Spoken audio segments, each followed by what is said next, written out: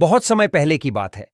हिमालय की घाटी में स्थित एक छोटे से राज्य सुवर्णपुर में वीर और न्यायप्रिय राजकुमार अर्जुन देव राज करते थे। उनके राज्य में सुख शांति थी, परंतु पहाड़ों के उस पार एक रहस्यमयी गुफा थी जहां नागलोक का द्वार माना जाता था। कहा जाता था कि वहां नागमणि नाम की एक अद्भुत रत्न थी जो अमृता और अनंत शक्ति प्रदान कर सकती थी। एक दिन राज्य में भयंकर सूखा पड़ा। नदियां सूख गईं, पेड़ झुलस गए और जनता तड़पने लगी। तभी एक वृद्ध साधु दरबार में आए और बोले, राजकुमार, इस राज्य का उद्धार तभी होगा जब तुम नागलोक से नागमणि लाकर उसकी ज्योति से वर्षा देव को प्रसन्न करोगे।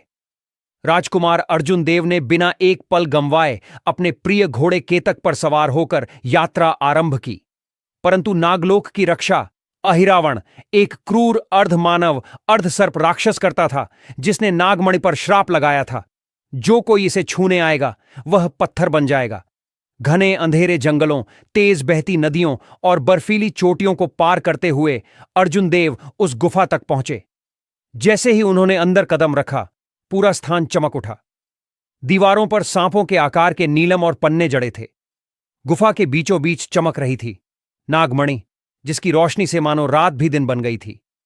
तभी एक मोहक आवाज गूंजी, राजकुमार, लौट जाओ, यह रत्न तुम्हारे लिए नहीं। अर्जुन देव ने देखा, उनके सामने एक सुंदर नागकन्या खड़ी थी, अर्ध स्त्री अर्ध सर्प, पर उसके चेहरे पर करुणा थी। अर्जुन देव ने कहा, मैं किसी लोभ से नहीं, अपने लोगों की रक्षा के लिए आया हूं। नागकन्या कुछ पल चुप रही, फिर बोली, अहिरावण सो रहा है, परंतु जाग गया तो विनाश होगा। मैं तुम्हें नागमणि तभी दूंगी जब तुम उसका श्राप तोड़ सको। अर्जुन देव ने अपनी तलवार से अपनी कलाई काट ली और अपने रक्त की बूंदें नागमणि पर टपकाईं। अचानक गुफा कांपने लगी। अहिरावण की गर्जना गूंजी, कौन है जो मेरी शांति भंग कर रहा है? अंधकार से विशाल सर्पाकार शरीर वाला दैत्य उभरा। बिजली सी आंखें, विषैले दांत और उसकी फुफकार से पत्थर पिघलने लगे। युद्ध प्रारंभ हुआ, तलवार और विष की जंग।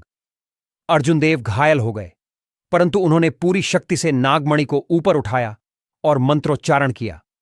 अचानक प्रकाश की तीव्र किरणें फैलीं। अहिरावण चीखते हुए राख बन गया। नागकन्या ने मुस्कुराकर कहा, तुम्हारा हृदय शुद्ध है राजकुमार। श्राप अब समाप्त हुआ।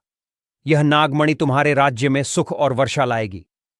राजकुमार अर्जुन देव जब लौटे तो उनके साथ बादल भी लौट आए। वर्षा ने धरती को फिर से जीवित कर दिया।